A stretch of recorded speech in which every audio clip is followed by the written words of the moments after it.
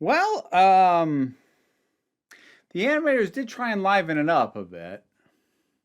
Classic Doctor Who review time, and this is an animated recreation of a second Doctor story, The Macra Terror. And this is an odd one to talk about because I've noted in some of the other animated recreations that I've done that it's very clear that they changed some things. I think the best example I can think of off the top of my head is when I talked about the Abominable Snowman. That one, it was very clear that they took what had been white British actors. I'm going to hesitate to call it yellowface just because it was black and white, and I don't know how much makeup they did, but they were not playing white characters, out in the Himalayas. Um, but in the animated recreation, just they didn't draw them to look like white people squinting. they were designed for the purposes of the animation to look more authentic, and I think choices like that make sense. There were some much more severe alterations from the original in this, and I know that can sound weird. Like, what are you talking about? The original's lost. How do you know that? Well, okay, so our primary villains in this are a bunch of really big crabs. Like, if you know your modern era Doctor Who, the Macra show up again in Gridlock in a very devolved, far less intelligent form. But, like, they're big crabs. And here they are designed very accurately as crabs, like all six legs, moving. They like fully pick people up with their claws. They got the little like little mandibles around the mouth. Like it's a whole production. I'm like, there is no feasible way that they looked like that. They were not that big. They didn't interact with people that much. And you can, like, a moment that really hit me with the disconnect is when Jamie is fighting one of them off and like hitting them with a piece of wood. And because they use the original sound on this, he's wailing away at the claw of this big, it's gonna kill you thing. And you just hear this dull rubber thunk from what would have been recorded on set of this piece of wood hitting a chunk of rubber. Like it. Speaking of the sound, this is hardly a problem unique to this particular episode. It was fairly common in early Doctor Who, I think especially the first two Doctors, for there to be a lot of recurrent, either very shrill or very droning noises. And this kind of has both. There are alarms going off fairly regularly. There's other sounds, and I don't know how much of it is just like, I don't like the original sound design, and how much of it is a side effect of the fact that they are working off probably not the best quality sources. I kind of would have preferred that they just redid some of the sounds, though. Like, some of them you could, if you know anything about audio, you could tell that whatever sound source they were using had degraded enough that it was just blowing out, and you were getting that distortion. Yeah, it wasn't always a pleasant auditory experience. I haven't really talked about the plot at all. So this is a time during which there are 4 people traveling in the TARDIS. We have the second Doctor, we have Jamie, who I love, and we have Ben and Polly, who I've seen in a couple of other things, but they've left very little impression on me, and this is not a good outing for either of them. Ben is apparently highly susceptible to the hypnotic suggestion going on at the colony, so he basically just becomes a villain within, one episode. And Polly, they clearly had no idea what to do with her. There's literally a bit where the Doctor hands her some keys and says, "Go and lock that door." She walks over to the door, looks at the lock, doesn't lock it, walks back to the Doctor and goes, "I don't think this would really help." And then he tells her, "No, just go and do it." And then she goes back and actually locks the door. It's like, you really had no idea what to do with her, did you? So you just used her to fill 30 seconds doing literally nothing. She fills the requisite screaming. role. But other than that, boy, it's real obvious they didn't know what to do with her. So, yeah, that's a shame. That having been said, like, I know I'm kind of down on this thing so far. Troughton's in good form on this. And it happens like I can always tell when I'm going to really love Troughton in a story, because there's usually a line early on where it's like, oh, there's that little imp. And there's a line pretty early on where they're on this planet, and the doctor says, well, we're at some time in the future, and we're on a planet very much like Earth. And Jamie goes, oh, how do you know that? And the doctor goes, I don't, I'm just guessing. Which, like, aside from being a funny line, I kind of miss when the doctor didn't freaking know everything. I like, this is literally something the doctor would in fact do for real, like during the 11th Doctor's run. Just step out and like give a bunch of facts about the planet. And back in the second Doctor's era, it was a joke that he could do that, because no, he can't. He's guessing. I miss a more flawed Doctor.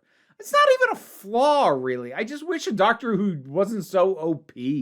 I miss that sometimes. And like, don't get me wrong, my favorite Doctor is still Capaldi, and he was frequently very OP in terms of how much he could remember, recall, or figure out. But I don't know.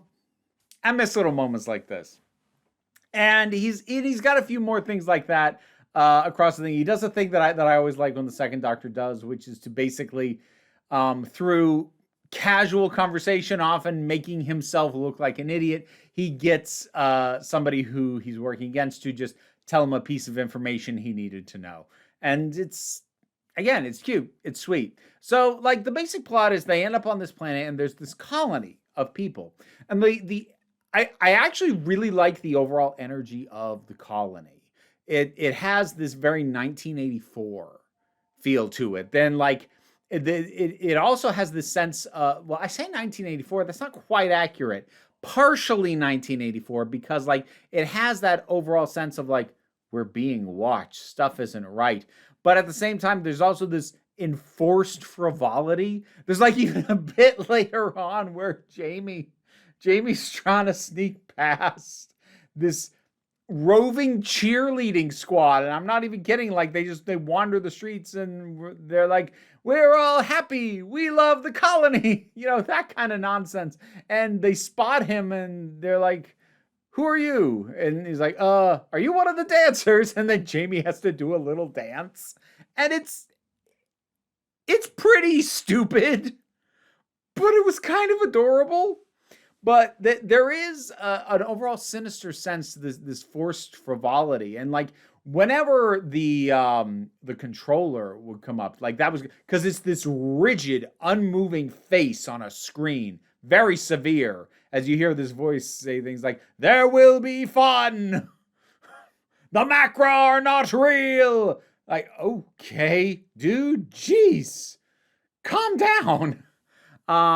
And of course, the eventual reveal that the Macra are basically in charge of the colony and mind controlling everybody.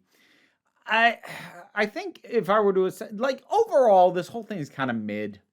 Like if I'm being honest, I think it's for a couple of reasons. The first is like we see a Macra as the cliffhanger after the first episode, and like I think the only way that it plays as surprising that these things are actually like the ones in charge is because maybe you're expecting like somebody's in league with them or controlling them, but it turns out they're the ones doing the controlling, except that like, there's no twist to the Macra. They're big monster crabs, and they're treated like monsters immediately. And obviously there's some weird oppressive mind control stuff going on here.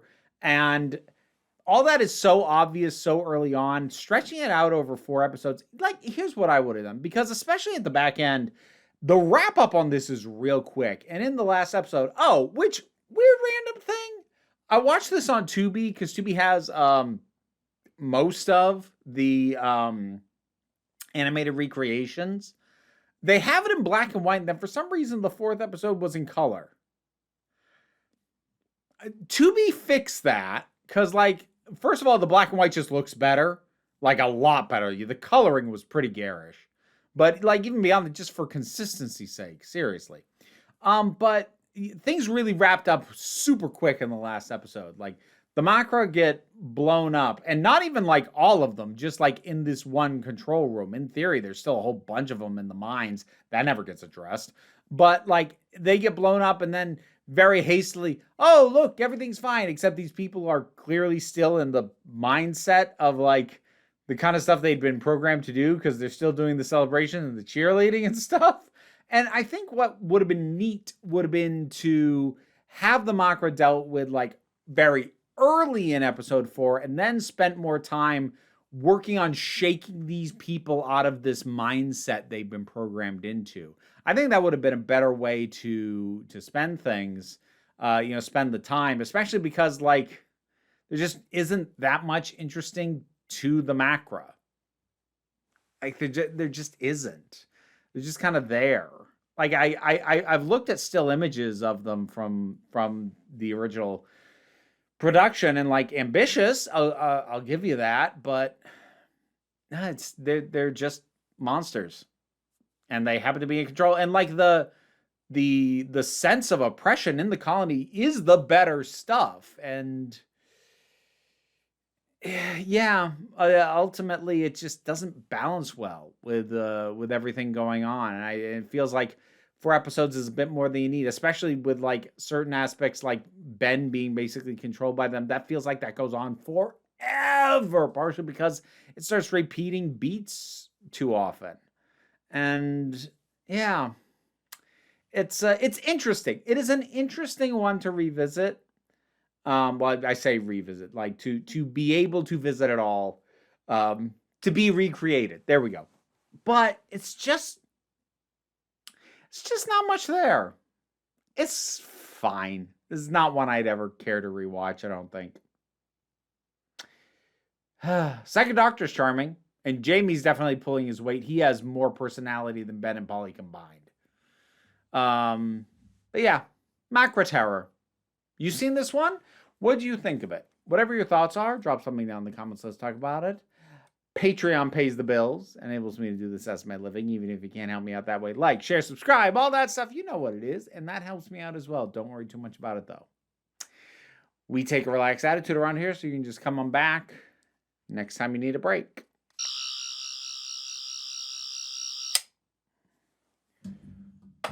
Cool.